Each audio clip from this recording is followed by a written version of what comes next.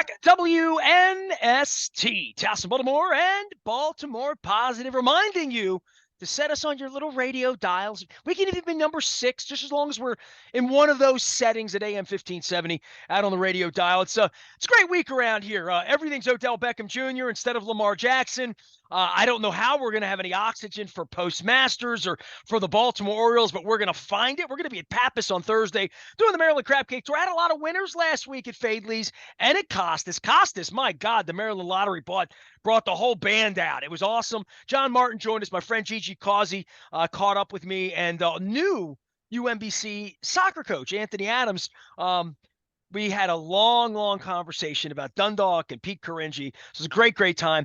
That was Costas. We were at Fadley's on Friday for opening day. We're going to be at Pappas on Thursday in Bel Air. That's the new Pappas for everybody up in Harford County. I was up there checking it out. They're going to find a little spot for me over in the corner of the bar because the place is packed. I'll be there 2 to 5 on Thursday. And then we're at Captain Larry's downtown in Federal Hill on the 27th of the month. We're going to reschedule Fadley's later in the month as well to do a sit-down. All of it brought to you by our friends at Window Nation, 866-90 Nation.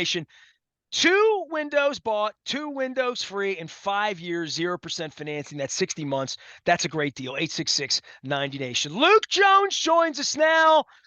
What does Odell Beckham have to do with the Orioles or the Masters or the Eagles concert or the CFG Bank Arena? I'll tell you what, man, you were embedded with the Orioles last I checked. It was just opening day, and we still had an old arena, right? I mean, it's amazing what a weekend will change around here. No question. I mean, the story at the start of the weekend was opening day and Lamar kind of being on the back burner. Not that it isn't, but just from a mindset of what else is there to talk about at this point in time? He's locked in. The Ravens are locked in. We're still weeks and weeks away, even from OTAs, to see if he's going to show up then, let alone talking about, mini camp or training camp or anything like that. And lo and behold, Odell Beckham Jr. steals the weekend headline locally. Still plenty going on. And the Orioles still played baseball over the weekend. But after the euphoria of a really fun opening day, a victory over the New York Yankees, kind of a meh weekend after that. Let's face it. Didn't swing the bats all that terribly well and didn't pitch all that terribly well. So, Nasty Nestor showed up, though, didn't he? Huh? Yeah. He did. He did. Your favorite player. So, but they lose 2 out of 3. It's not the end of the world, but certainly not a series where there was a whole lot to take away that you felt great about. I think there's still very clearly questions on the pitching side, even if the pitching wasn't terrible on Sunday. Aaron Judge gets to you sometimes. I mean, there are a lot of teams that could say that, especially after last year. But I think we're still kind of in that feeling out early, let the season breathe kind of period for the Baltimore Orioles. And there's been some good, there's been some bad, and adding up to a 4-5 record to, over the first 9 games is not the end of the world, but certainly not something you're doing cartwheels over either. But the difference now is after the Yankees leave town, the Oakland Athletics come into town, the one team in baseball with a lower payroll than the Baltimore Orioles, and they're off to a bad start. They're only averaging about 3 runs per game. They're on a losing streak. They got beat up by Tampa Bay, who's doing that to everyone right now. So this 4-game set, a nice chance for the Orioles to, expectation should be win 3 out of 4, win a series against a team that you're much more talented than, and before you go back on the road. So again, underwhelming weekend to say the least. When you win the first game of a series, you'd like a chance to win it, but obviously the Orioles come up short Saturday and Sunday. I know you'll find this to be amazing, but there's photographic evidence and many witnesses that I was at opening day. So I was floating around and really vibing out the stadium, the experience. And it's fascinating, dude, because I went to this 30-year-old ballpark on Friday, left it, and then entered this 70-year-old, 63-year-old. I don't know how many years it's been. The 63-year-old building that they've refurbed. And I'm going to be talking about the refurbishment, and everybody that's down there can experience what used to be here and what currently is there. And there's remnants of what used to be. For me with Camden Yards, the plague, the remodeling of left field, all of that, to be there and experience it when it's full, because we were still feeling the, all the effects of COVID this time last year. to be in there and see it sort of vibrant, see people, see hope. It's been a just, I mean, honestly, last time you pointed this out, I think it was your parting shot last week, which is it's the first opening day where people can show up at the ballpark and think, hey, they might make the playoffs this year if things go right, because we haven't had that. So feeling all of that and walking the club level, walking the main level, walking the concourses, walking Boog's Barbecue, being at the bars, seeing all of that, not being able to get anywhere near Pickles because the line and this and that, and how many people are just there to get drunk. I mean, really, there's a part of it that's the Preakness. I mean, it really is. Like I saw stumbling, vomiting people at 2 o'clock in the afternoon. But there's a part of it that's a civic, like, spring coming. And I don't even want to get going on 80 degrees versus 50 because I got to wear my jacket. I'm fine with it. You know what I mean? But like they screwed up. That's on them. It's bad for the city. It was a pooch. It was a decision. They took a shot like Odell Beckham. They took a shot. But for the Orioles and for whatever the hope is, I was struck by just the fact that I didn't feel like old times because a lot of the faces have changed, but it felt like people were watching the game. It felt like people were into it. It felt like people knew who Gunnar Henderson was. It felt like they were Adley Rutschman jerseys, that we weren't living on Boog and Brooks. Yeah, I agree with that. I think it was a good vibe. I think fully acknowledging there were some empty seats here and there, which was going to happen when you postpone opening day. I would shudder to think if they had done if that scenario had played out in last year, or the year before was COVID restricted, or if they're playing the Devil Rays, because honestly, the Yankees inflated the ticket. The ticket prices were still 80 or $100 to get in on Friday because Yankee fans were buying them. There was another fan base there. But my overall point is, I mean, let's face it, we talked about what opening day looked like last year. We talked about what it looked like in 2019, and they can announce it was a sellout. We know it wasn't. This felt like it was a much more legitimate sellout. Yeah, there were empty seats on Friday. Part of it is, to your point, there's some amateur hour going on where some people don't even make it into the ballpark, college kids and all that. And look, people have Preakness stories. People have stories of their own when they're in their younger days. Dude, it was an unprecedented day in the history of Baltimore, period. I mean, with the stadium there and it moving to that day and the Yankees being here and Springsteen being, I mean, I wanted to go drink it in, just walk around. Yeah. And I didn't care about the game, to be honest with you. I was much more interested in what's going on here, what's happening for my city. What does this mean? I'm Baltimore positive. What does this mean? I've been doing this for 31 years. I was there before the stadium opened. So, what does it mean? What does it mean to the young people here? What does it mean for your niece? I say that a lot because I mean it. Yeah, I mean, I think there's excitement. I said this, and you really started seeing this last year, even if it wasn't showing up in terms of the attendance looking all that impressive.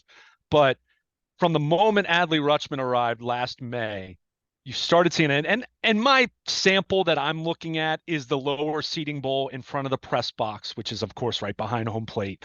And so, that's not, the price point for those seats compared to someone sitting in the upper deck, which is where I sat growing up and, even well into my 20s and everything. It's a little bit different, but you could just see a little bit of a shift.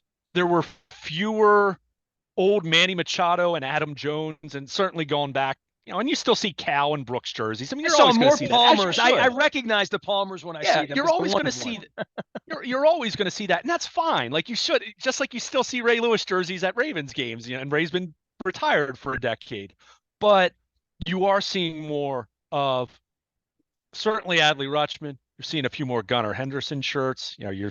We've seen Mullins a little bit the last couple of years in terms of fans having the shirts, but you do get the sense, and you got the sense on Friday that there was enthusiasm. And we said it. I mean, even though 2018, technically going into the season, there was still some semblance of thought that they might still be decent one more year, even though that was Machado and Adam Jones contract year.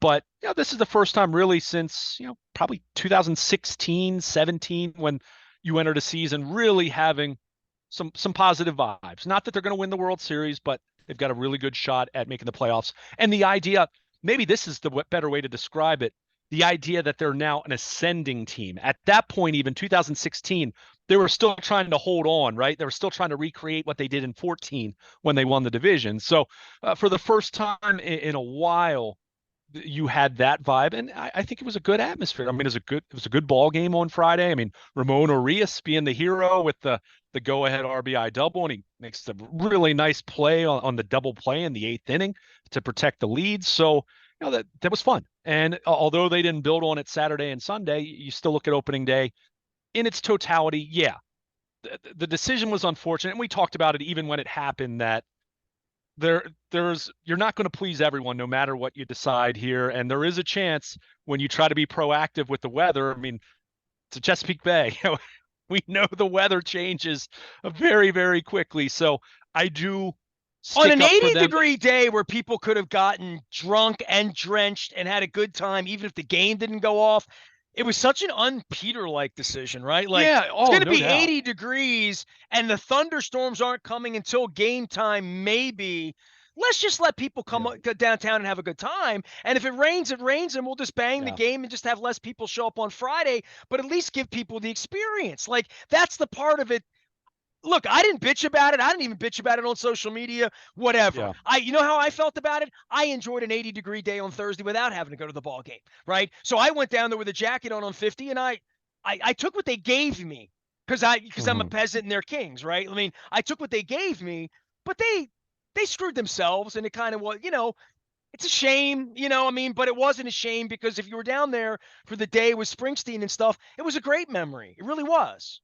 Yeah, I would probably describe it as unfortunate as much as anything, right? Again, there's no perfect decision you're making in that kind of a situation, and maybe, maybe they learned their lesson that you don't do the overly proactive thing because it is Baltimore and you don't know what the weather's Well, it how was it's going gonna to be an change. 80-degree day all day Sure, anyway. You knew that. And that sure. was like, I'll take that. I'll sign me up for that. And if it rains, it rains. You know what I mean? But keep in mind, in fairness, there had been some concerns with the forecast that not just rain, but some severe weather, some severe storms. Again, we can, people are going to bash that because people want to complain about something. And I get it. It's unfortunate. It stinks that it turned out the way that it did. But to your point, Friday was still a good day, even if it wasn't quite as warm. And even if I, was bundled up with a jacket and a sweater in the press box. But I think you just look at what opening day was in its totality. It really did represent, a real signal of hope in terms of some optimism for this club, some optimism for the future. To your point, the Springsteen concert being that night, I think it really did speak to Baltimore having some extra juice and energy that, frankly, it needed. We talked about this on the heels of all the Lamar drama and just not knowing what's going to happen there. I mean, with the Ravens being at this very strange inflection point, it's nice to have some other things to be excited about on the sports landscape or the entertainment landscape with the arena and Springsteen and all the shows going on there. So it was fun. It was a good weekend in that way. Again, you would have liked to have taken one of these last two to win a series, but they didn't pitch great and they didn't swing the bats particularly well. And when you're going up against the New York Yankees, you got to play better than that. But again, losing 2 out of 3 in the big picture doesn't change the direction of the season or anything like that. Just got to play a little bit better, and you hope you got a chance to do that. And oh, by the way, as we're talking about events giving people some juice, Grayson Rodriguez first home start on Tuesday night.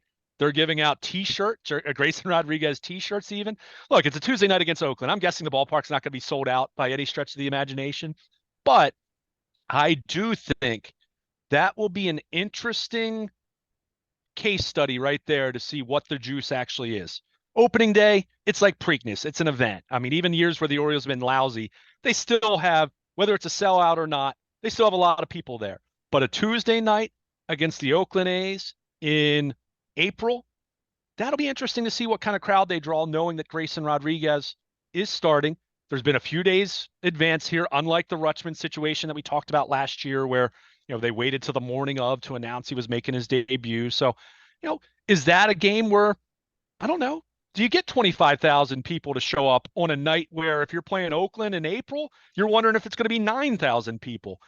You get 25,000 to show up for Grayson Rodriguez on Tuesday night, then we might be having a different conversation about just how much juice there is for the Orioles. So I'm not saying that will definitely happen, but we've been talking about Grayson for several years now. So for him to be making his first start at Camden Yards, I will be interested to see what that crowd looks like on Tuesday night. And again, I think that will be a peek behind the curtain of just how much juice there is for the Orioles beyond saying, hey, let's go out on opening day. They're going to be decent this year. We'll drink some beers and have some fun. Well, I would say this. I ran into Bill Henry, controller Bill Henry, and he said to me, just going into the stadium, it's a great politician thing to say, but it was kind of true. He's like, we're finally getting the city we deserve. You know what I mean? To some degree, that we could come downtown and have, as a friend of mine would say, we can have nice things. We can have a good baseball team. We can have Odell Beckham. We can have a football team. I remember 30 years ago, can't we just get an NFL team? Can't we just can't we just get Jimmy Key and BJ Surhoff and Roberto Alomar to sign here? And there's definitely a point about it where the stadium, the fans, where it is, Little John coming out and addressing people last week, the fact that there's a new day where every time Adley Rutschman takes the bat, you feel like you're seeing something special, and you did on Sunday. They lost, but people still saw something on Easter Sunday if they brought their mom to the game, right? For the team itself and for pitching and for the way the game is being played and for the way that maybe this team is being built to run the bases a little bit in an era where the pitch clock thing is whacked out catchers, it's whacked out pitchers. I can't imagine. Look, the one thing that really occurred to me, and I said this being in the stadium when it was full the other day, was if in a big game in September, here, somewhere where the stadium gets loud. And I don't even know where that is anymore. I mean, I did 30 ballparks in 30 days. It's been 8 years ago now. Most of the stadiums aren't full. Most of them aren't loud. But if it becomes Venezuelan or Cuban baseball or even Korean and Japanese baseball, where it's loud, where it's just loud, not like golf, which we watched, but where the guy, I saw that the Guardians honored the fellow who banged the drum out in Cleveland in the outfield for many years that was immortalized in Major League and all that. If there's a vibe at a stadium that could get under a pitcher, and I think about Who's Your Daddy with Pedro Martinez, and I think about Eddie, the rocking, raucous part of baseball that doesn't exist. It's old, it's white, it's tired. They yell after a home run. Maybe when there's two strikes, you can get people up, but there's only 11,000 people in the stadium. I'm talking about where your ass is fried, and it's 45,000 fans at Yankee Stadium breathing down on you, and you've got a pitch clock. I just think it's really going to change the dynamic of crowded games and what it's already done. And I know you and Dennis did an hour on baseball Thursday, and most of it wasn't Orioles or Nasty Nestor pitching or how's Aaron Judge or they didn't get off-season help or whatever it is. It's the game is different. Dude, I put it on Sunday. They're in the fifth inning, an hour into it. It's like, wow. They get the ball back and they pitch and they get the ball back and the pace, everything about it is different in the first week. And I've noticed that. It really is. I mean, it was noticeable even during spring training. I think people who take in minor league baseball and had seen some of these principles introduced on a test, on a case study basis, and baseball did their homework. I saw Theo Epstein, who is working for the commissioner, working for the league, and advising. He did a podcast with Jason Stark last week. It was great. I listened to it. It was over an hour, and he kind of went bullet point by bullet point, all the different rule changes, and even talking about what could be coming in the future, automated strike zone, and that they've, as much as baseball is, I've been so frustrated with how reactive it's typically been on just about everything. Some of these rule changes, I think I will credit them that I feel like they have done their homework in kind of anticipating how it's going to look. And it is different. It's not so different that it feels rushed. Although to your scenario you lay out, come September, if you're in a pennant race and you're playing in Yankee Stadium or a sold out Fenway or wherever, and you need to win a ball game, yeah, there's going to be a little more juice on the pitcher with a clock involved. But I think what we're finding is, one, it's evident the time of game, average time of game across baseball is down, and it's down substantially. It's been roughly a half hour or so, even going back to spring training. It was evident from the first day of spring, the grapefruit and cactus league action. But so you have that, but I think what makes it good is it's not so fast that it's distracting or feels rushed, but it does feel different. I can say on Friday. That was my first in-person game of the season, having watched a Major League Baseball game in person for the first time in 2023. I watched the clock early on a little bit just to I wanted to see where it was from a fan standpoint, from a media standpoint. But you watch it, but guess what happens? After a few batters, that novelty wears off really quickly. And you kind of just get into watching a game like you always have. Now, what that said, I do notice a quicker pace. It is noticeable. For example, if you're looking down at your laptop or looking down at your phone between pitches, you find that you're missing something, right? I mean, before, the It batter's is a stepping out, he's different adjusting his pace batting at gloves, every he's at every knocking the moment. dirt out of his cleats. It totally is. It totally is. So you have that. So you notice that. And the other thing I notice, and again, sitting behind home plate, it's my perspective as a media member, but anyone in the ballpark, when you're watching it in person rather than just seeing the center field camera that you see on a Mass and telecast or ESPN or whatever, you absolutely also do notice the shift's gone. It looks like baseball how it used to look prior to 10 years ago when shifting took over. And as much as I was a little more reluctant on that part of it, not because aesthetically I like the shift. I don't think anyone liked the shift from an optics standpoint, but I did dislike the idea that we're stifling intellect, right? Teams put in a heck of a lot of work to research where the batted balls were going for any given batter and then positioning their defense appropriately. But I think you see that, and we've seen that batting average for balls being put in play is up. We're seeing more singles, balls up the middle that were always hits for 100 years and suddenly weren't anymore over the last 10 years are hits again. Cost And Chris we're Davis his career. seeing I mean, he might want to ground come balls back and to play again, the earn some right. money. Yeah. I don't know if I go that far, but certainly it had an impact on him. There's no question about that. So I like that.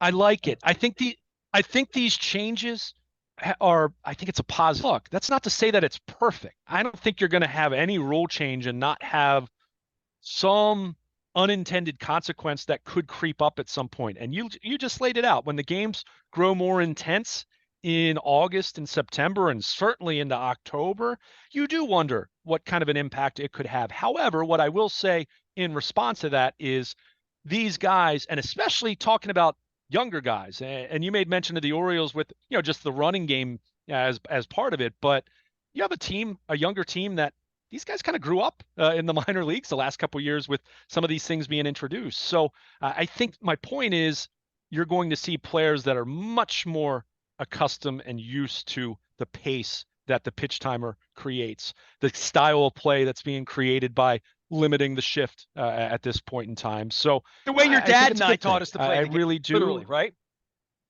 And that's the thing. It's so funny because, and you and I have debated this at different times about different topics in baseball, right? I'm a traditional guy. Like I don't want to see the game change into something that I don't recognize anymore. I'm still not a big fan of the runner on second base in extra innings. I'm just not. I'd like to see that at least, push that back to the 12th inning at the very least, so we can have a couple normal extra innings. But yeah, that point aside, for those that are purists and the idea of a clock, you cringe because baseball, the beauty of it was what? It had no clock, right? Compared to the other sports. Well, that's For what you've been those of us saying all that these years. That's have the been beauty of concerned it. about change, yeah, it is. However, what we have to acknowledge is that game that you're longing for, talking about 20 years ago, 30 years ago, 40 years ago, had gotten so much slower since that point in time. Society's gotten and life has gotten quicker, but baseball continued to get slower and slower and slower. So what the clock has done, and again, it's not a perfect fit because they're still, at the end of the day, they're still selling commercials, right? They're still, there's still your time in between innings that's longer than it was 50 years ago. But they have been able to speed up the game. They've increased the action, a few more base hits now. Look, the strikeout thing, the three true outcomes, home run, walk, strikeout, that's still something that is part of the discussion in terms of what you're going to do long term. If you can maybe curtail that a little bit and have a little more action. But I think what you're seeing is you're seeing a game that's kind of returning to where it was 30 or 40 years ago. It just needed a catalyst to do that.